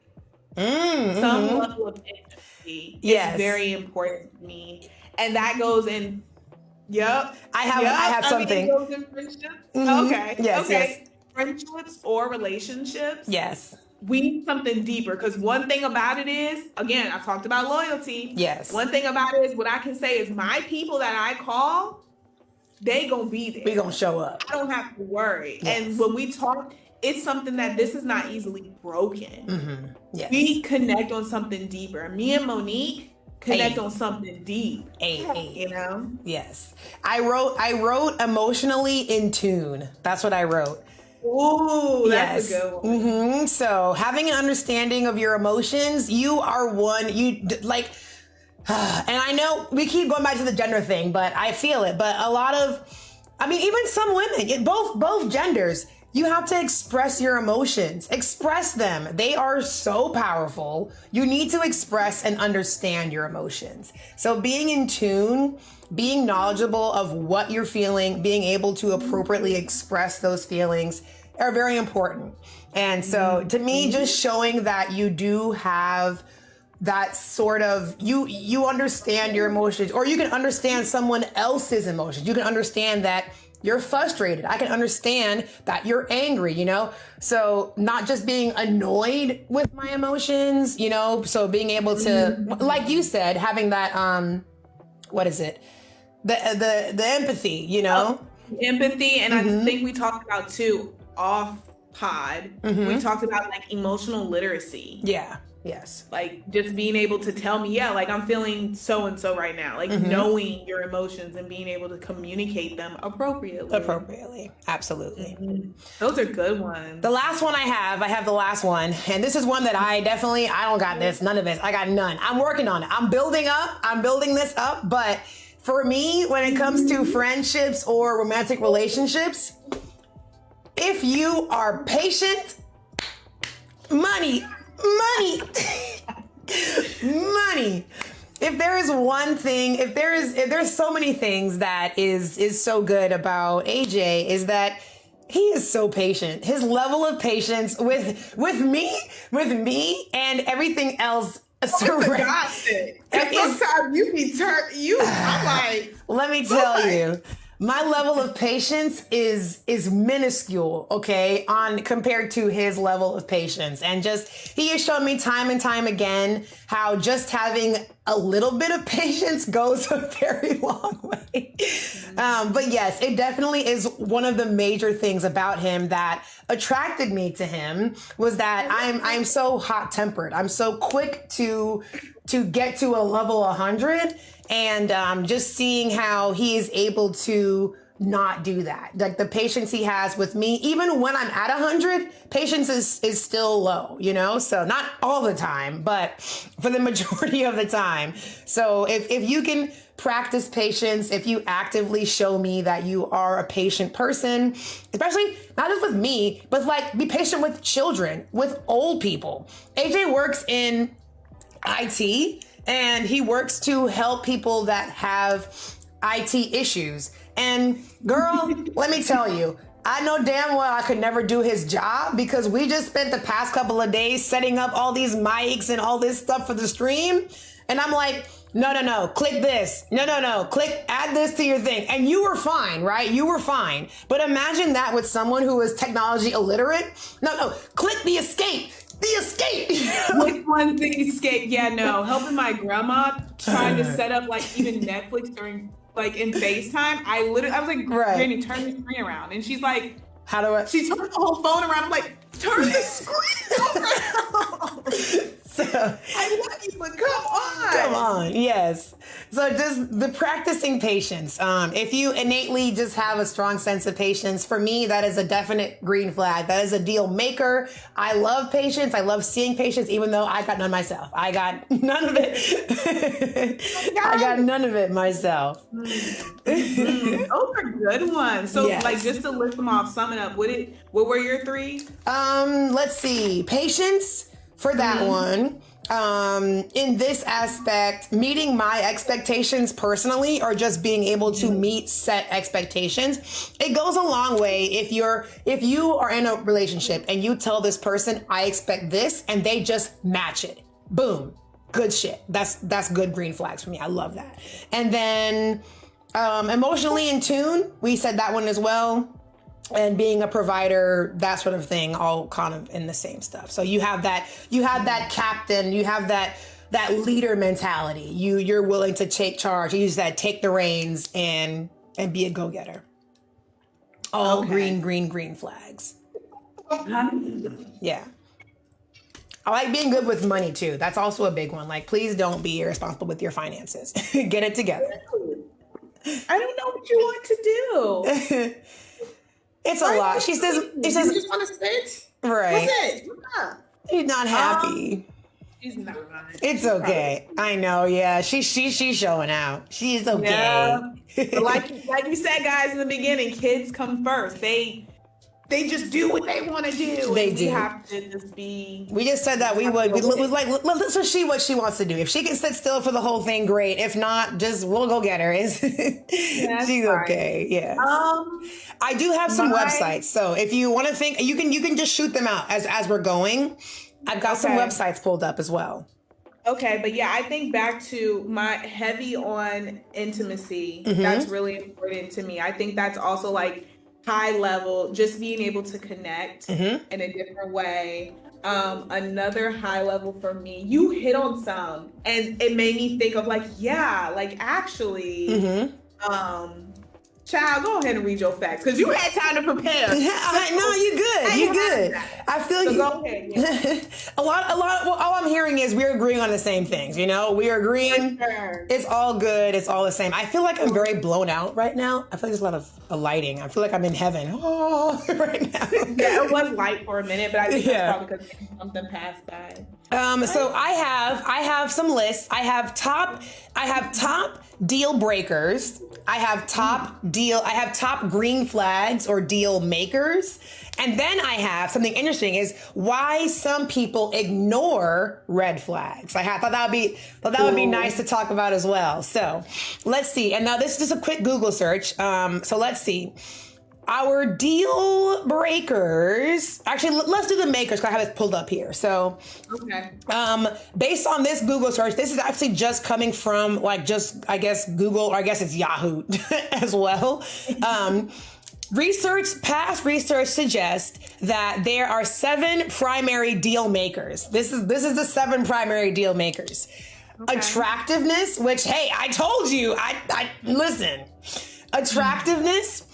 Dominance, which is what we were saying about being the leadership, right? Dominance, intelligence, being smart, being intelligent, passionate, being passionate, stability. We said this already. Stability, being responsible with yourself and your life. Status, which I don't really know about status. I guess. I suppose status. Well, can status mean like back to us saying like, okay, you have a job, like you're working. I don't know. Like, yeah, I guess status, it just kind of depends. But yeah, I'm not all about like the titles. Right. Yeah. Okay. But yes, and then warmth, which I guess is like compassion. Like back to being just a comforting person, not creepy. Yes.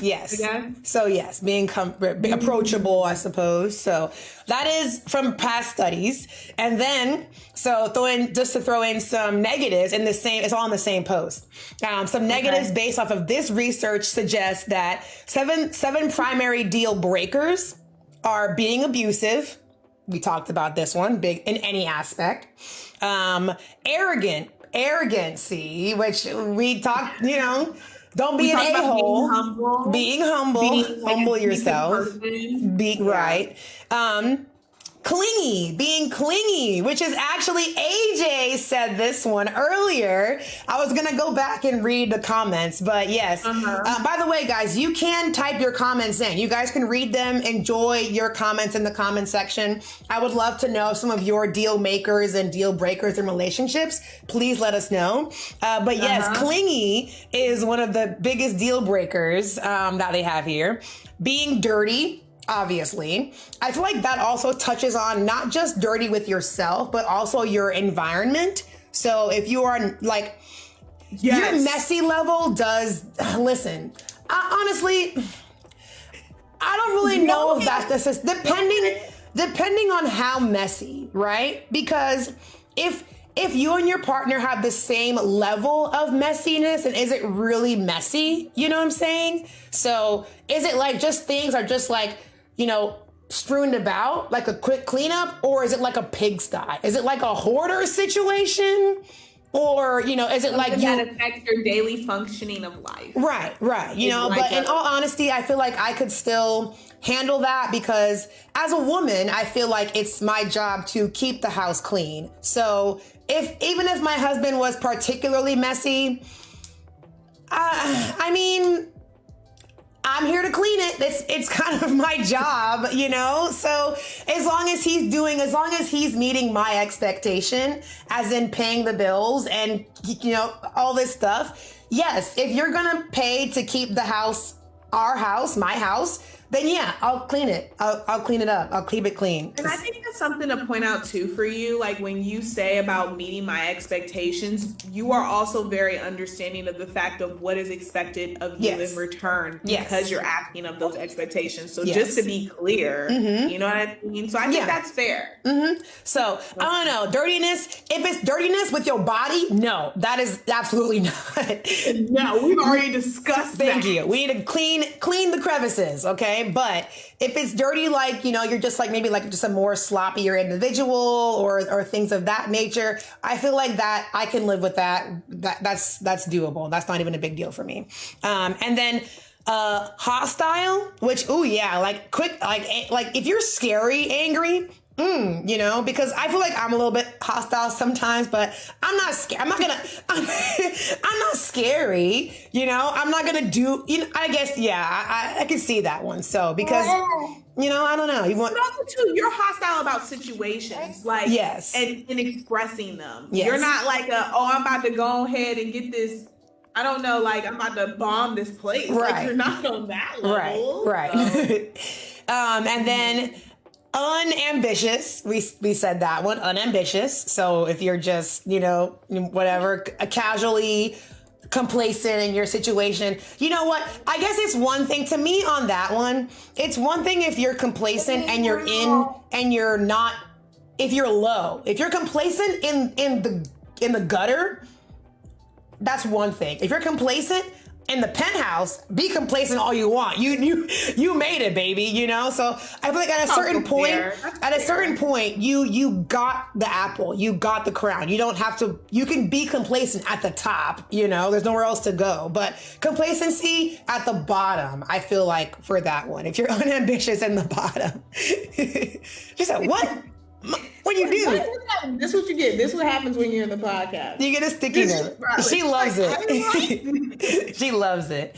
And the last one is unattractive. So once again, they're big deal makers and deal breakers. You are in the common public. I love it. Or it is. You, but us, what we said, we're common gist, so we're not that crazy. Absolutely. Yes. A lot of these are exactly what we said, what we mentioned, and it's pretty good. The clinginess I thought was very funny because we didn't mention that at all because I feel like I don't mind if you're clingy. I do. What? You know I do. I'm like OCD type of clingy. Man. But also too, guys, for me personally, I can't function. My mental can't function in disarray. Right. So like, if I'm feeling like there's too many things going on, there's too much, it's because most times my surroundings are not what they're supposed to be. Right. I can't think clear in disarray. Right. It's like, oh no, I'm like, all right, I gotta step out. I gotta do something because baby, I can't do this. So that's very nice, very nice. Okay, and so those were 7 of the most common or biggest deal makers and breakers. And then so now I want to go into an interesting side point, which is why some people ignore red flags. I was really interested in talking about this one right here. And so we talked about this. So there's 2 websites here, and I just don't know which one to click on. I didn't click on them because I wanted to be like surprised. But let's do 11 relationship red flags and why we ignore them. Okay. And this is from Psych Central. This is from psychcentral.com. Okay. And okay. Now, does it give us the whys also? I want to know more or less the whys. Well, while you're looking at that, my top 3 like green flags. I talked about intimacy being one of them. Just being connected, but also to another like high value green flag to me is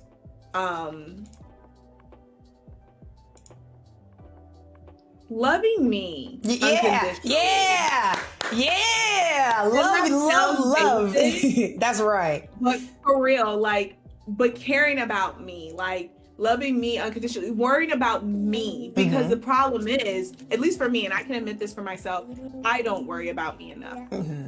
I will worry about everyone else around me that's taking care of my kid, my husband. This is true. She's a bleeding heart, y'all. She is a bleeding heart. It's so sad. Even people that I work with, like I work with like families in need. So I will do things for them and I don't worry about me until I crash and burn. And then I'm like, right. I'm losing it. Yes. So I need someone who's going to worry about me, who's going to be my second me. That is someone that I'm just like, looking out for. Looking out.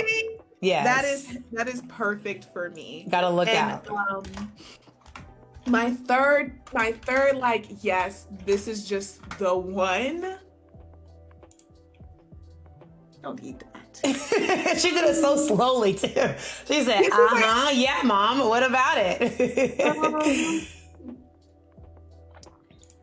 No, I think I only got 2. I think I'm a 2 kind of girl today. Yeah, that's good. No worries. That's good. Got worries about me, heavy. That's a good one. I actually really like that one. That's really good. Yeah.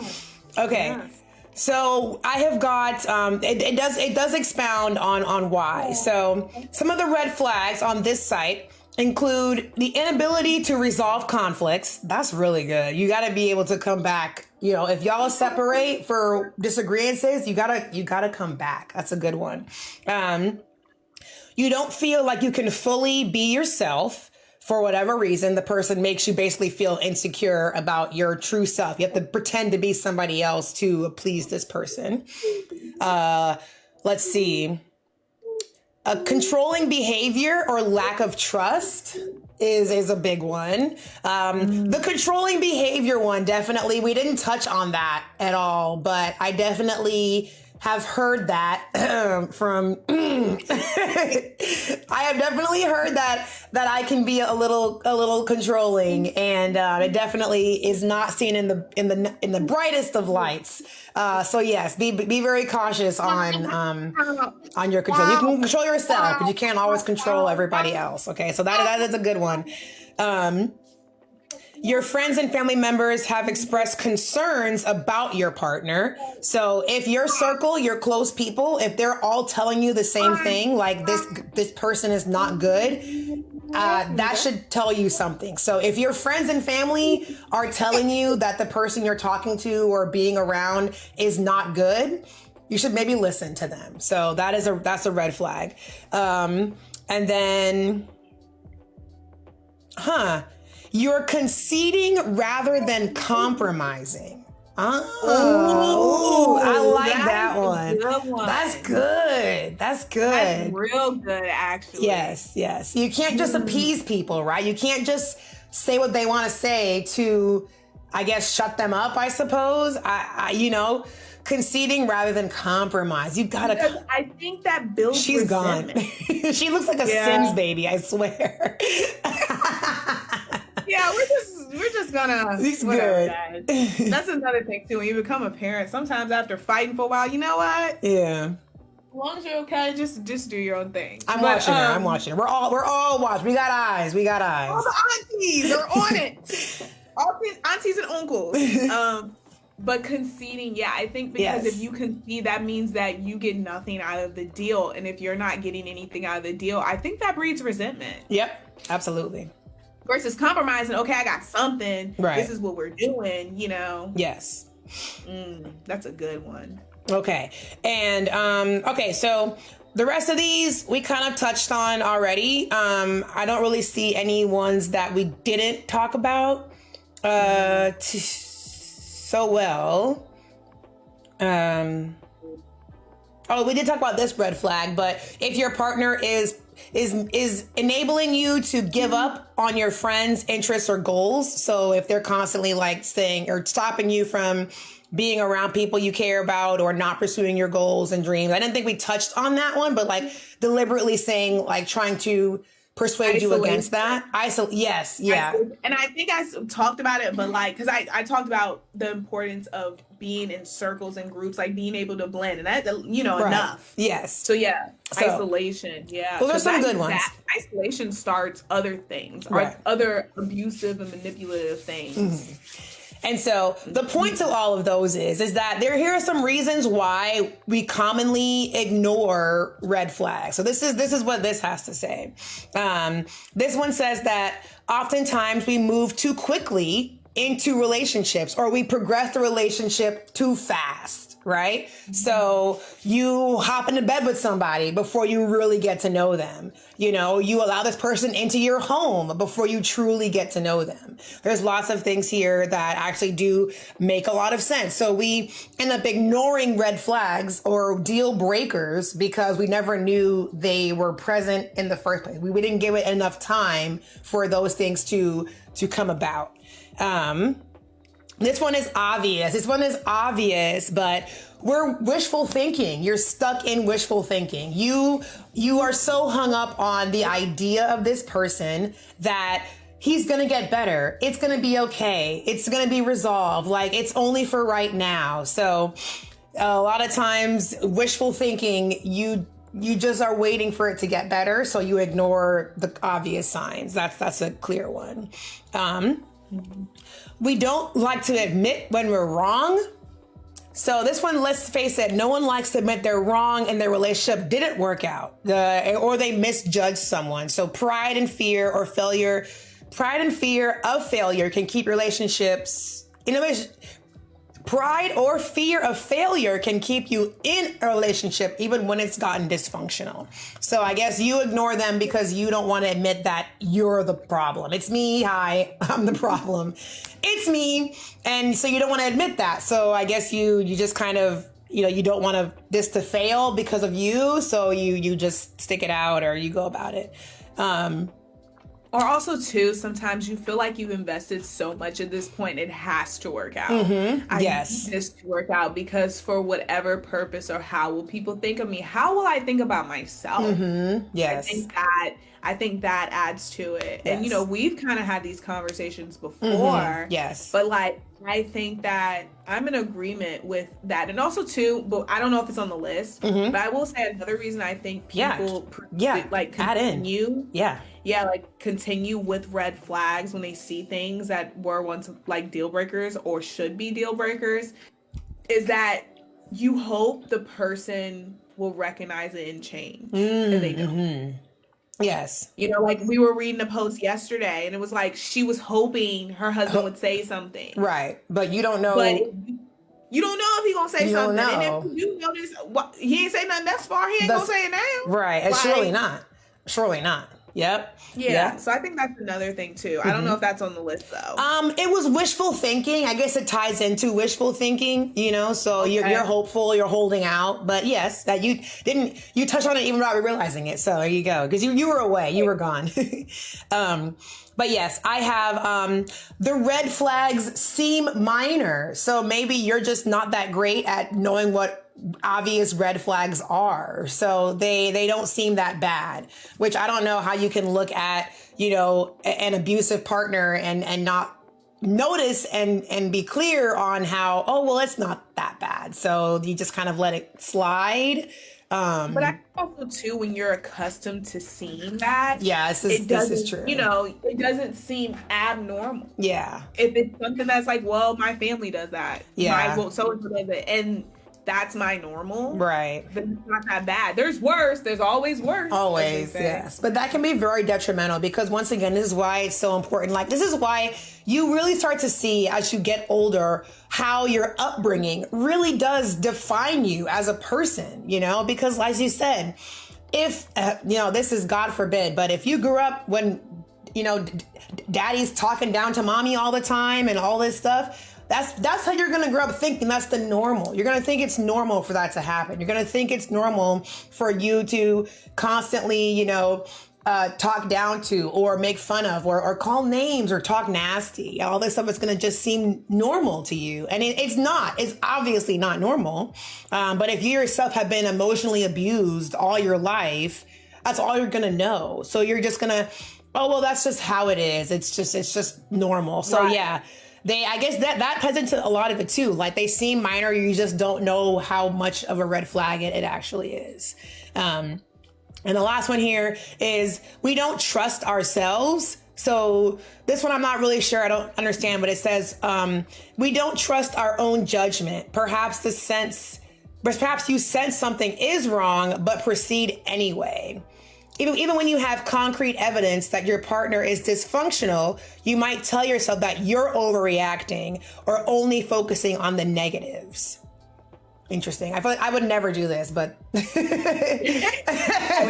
does not apply to me at all, but... Well, no, because I think this could give prime example, someone who's used to dysfunction and they're with someone who is not, that doesn't have dysfunctional patterns. Right. And to them, all of the positive things that they're seeing is weird. Like, I feel like this is wrong. Right. I shouldn't, like, you know, or, you know, they just, like, that's not right. That's not normally how I do it. So for that, now I'm like, should I trust my judgment? Because everybody's telling me this is right, but I'm feeling like this is wrong. So, I mean, I think it could kind of go that way, or people that just lack confidence in themselves in general. Yeah. You have a high sense of confidence. To the roof, baby. Great. You know, it's good. But for people who don't have that much confidence and have to second guess themselves or be like, is that really what it is? You know, I mean, I get it. Yes. I understand that. But this one says, even if you have concrete evidence. Concrete evidence? Nah. Like that's cheating. Cheating being your deal breaker. Let's say there's concrete evidence for a person that this person has cheated. Right. But they're such a good dad. But they take out the trash. They contribute to the household. They don't care about you. That's wrong. But I'm just saying, for some people, it ain't that easy to say that. Oh, man. I can't. I'm just saying, because this is just our point of view. This isn't everyone's point of view. Very true. Just trying to make sure that you understand what the heck was said. Right. In post. Man, oh man. But that's it. So those are some of the reasons as to why individuals would choose to ignore red flags, choose to live with them, or why we let things slide in a way. You did mention on this one's here. This one I didn't actually, I missed this one, but it said infatuation. So you're just so in love with the person that it doesn't matter. I missed that one. Yeah, okay. But you're just so blinded by love. You're just blindsided by love, and you just let the bad continue to be bad because you got hearts in your eyeballs. So no pain. It's great. Yeah, love is blind. I mean, it is blind. But is it really love? Is it love? Is it? Make sure it's love, because baby, don't hurt me. That show Love is Blind on Netflix. Right. 2 out of 4 seasons. It's something else. Oh man. Well, that's it. That's all I've got. That is it. That is deal or no deal. Deal or no deal. What? I mean, these are though. She hit them knees hard. She came on those knees like. She's a pro at this point. I swear, baby's got the strongest knees for sure. Cause my knees could not handle that kind of impact. Oh no! I was crawling on the foyer with her, and I was like, and she's just going. I'm old. Oh man. Let me look back at some of these comments here. We did have a few from AJ. Hey babe. Hi. Thank you for joining in. He had some topics. He said earlier, I do agree with good hygiene, especially if you want to live a long and healthy life. So yes, we're clapping that up. It's good to be clean, ladies and gentlemen. Okay, nobody wants some stank ass partner. She's so serious. Just do not. Okay, take care of yourself. Take care of your body, and it will take care of you. He also said another good point. Ash, regarding being able to fit in with your particular friend group. So AJ really liked that one. So being able to match the energy, so to speak, being able to match social settings. Like if you're in a more laid back kind of setting, then fitting in well. But if we're more upscale, then being able to, elevate yourself to that level for at least for that moment. Right. Which is very good. So AJ really liked that one. Let's see, scrolling down. AJ said, one romantic breakoff for me is a partner that is too attached or clingy. That's what he had mentioned earlier. I guess I'm not too attached or too clingy. I feel like, no, we give each other space. But honestly, if you're all up over me, I don't really care. You should be clingy. You should be, you're mine. Suction cup yourself, okay? Like, yes, we have enough time apart anyway. We're apart when we're at work, we're apart when we need to be apart. But when we're together, we should be together. Like, I want you touching me. Like, I want a body part on my body part. Like, I need to know that you're there, So, I don't know. I guess I never had like a superly overly attached, clingy partner. But even if I did, if I loved you, I want you around me anyway. So I want you to be, like you said, all focused on me. If you're clinging to me, you're not clinging to anybody else. So, hey. I guess I can understand too, because I'm thinking about like, okay, let's say, all right, I don't go on them anyway, but like I'm going on a girls trip, or I'm going on, I'm just visiting my family or something. It's like, okay, I'll go with you. Right. I'm going to the nail shop. Okay, I'll go with you. Right. I feel that. Yo. Right. Like I can't breathe. Right. I guess diving into that. Yeah. Cause I don't do stuff like that. So yes, I guess too clingy. I could see it, I suppose. If we didn't have any time to be by ourselves, but once again, there are parts of the day where we're alone. So, and I like a +1. Yeah. Come on. Let's come at me. Let's go. Want to go to the store? Want to go grocery shopping? Come on. Let's go grocery shopping. Let's go get it. Let's go. You're my player too. Let's go. Come on, me and you, baby. Let's do it. Let's go. Don't be playing life. AJ said also, a person's attractiveness is subjective to each different person. Absolutely. So, and you heard it from the from the internet, okay? Attractiveness and unattractiveness is definitely on the scale of deal makers and deal breakers. So it all ties into one another. And you know what? You'd be surprised on just how practicing good hygiene makes you instantly more attractive. It just does. Right. It's simple. It all ties in. It's not just about your physical appearance, your body, your looks, your hair, but like you said, smelling nice makes you more attractive. Smelling stinky makes you less attractive. So it's just, they all tie into each other. So yes, but your physical appearance, that beauty is in the eye of the beholder. So as long as to your eyes, your partner is beautiful, that's what's important. You should be attracted to your partner, I find. Thank you all for the love and the likes. Kalia's actually here. She said, y'all on point. She had hopped in. Y'all on point. We spitting facts. So thank you so much. Girl. Hey, hi. But yes, we out here. We trying our best. Hopefully we said some things that's making sense out here. And you know what? I'm really disappointed. I thought you guys would have some more of your personal, feedback. Makers and breakers. But that's okay. That's perfectly fine. Maybe we just touched on all the good ones and there's no need to say anything else. We just we checked every single box off and there's no longer a need for anyone else to add anything. But yes. And that's okay. But guys, definitely feel free in any of our podcasts that we do or live. Put something in the comments. Yeah, comment. Let us know. You guys, we want to know your point of view as well. We want to know if you're agreeing, if you're disagreeing. We want to know. We're here for it. We're here, ready to talk about it. Okay, because once again, with no communication, then there's no understanding. So let's understand each other. Let's make it happen. So yes.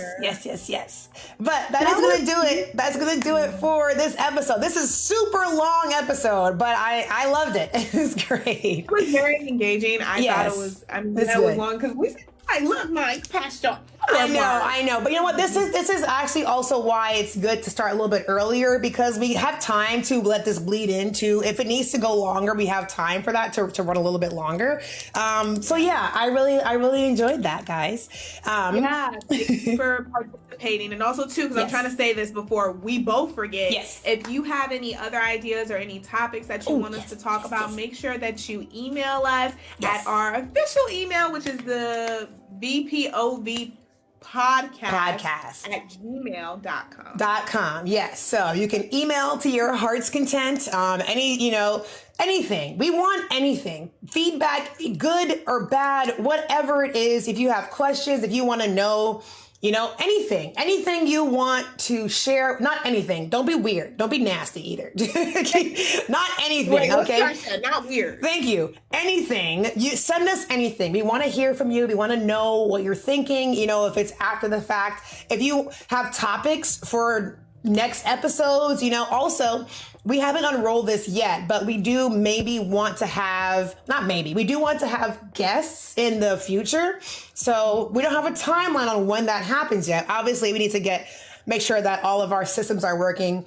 Ashley would have been streaming on YouTube today, but we had some issues with that. So we are going to get back on the grind. With that, the podcast will be available to view on Facebook and on YouTube. The video of this will be up on her YouTube channel as well. So please go check it out, play it in the background, give it some watch time, give it some likes, some comments, some love.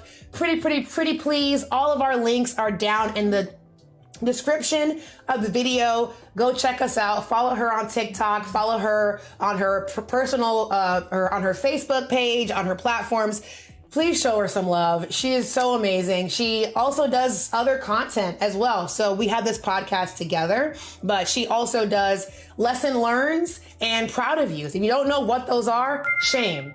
So shame on you. Go ahead and get some lessons learned, okay? And some proud of yous. Be proud. So check out her other content. It's good stuff.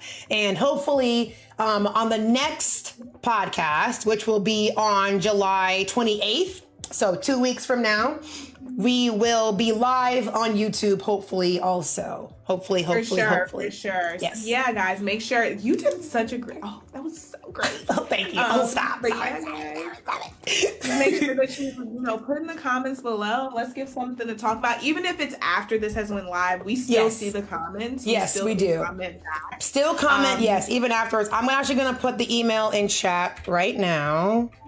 Yeah. Yeah, but while she's doing that, guys, it's gonna be it's so great that you guys are just even here and that you stuck it out with us. Yes. Like she said before, make sure you check us out on YouTube, on my channel. You type in AshleyO. Yes. It's there. Hey-o. I'm on TikTok. You type in, if you hashtag AshleyO, I should be there. Yes. I'm about to say, like she said, all our links are in the. We have all of our common hashtags as well. Yes, I think I tagged AshleyO in every of the videos that we've done, and all of our shorts. We have reels, everything like that. It's also there as well, so you will be able to find her. She's all over my page as well, Sue. So, all right. And you know what? Yeah. Shouts out to our very first co-host, Lil Alicia. Yay! She's just chilling. Right? I know. Bring her back. Bring her back on. She's already been on camera. Let's have her say goodbye. Oh, she said no. She said, "Oh, okay, all right, that's fine." Well, if you missed it, you missed it. But you might see her sweet little face. If you missed it, go either on the Facebook page or YouTube. And rewind. Go watch it back. Pops the end. Go watch it back. Our special guest, our special guest. So we love her. To end it out, AJ just said, "Very great episode, ladies. Good job. Thank you so much, babe. Lots of love to you. Thank you. And Kalia as well. Y'all doing the damn thing. I love it. And lots of hearts. Thank you. That's it, guys. That's all. Peace out. We will see you in 2 weeks. Okay, we'll be back then. Bye.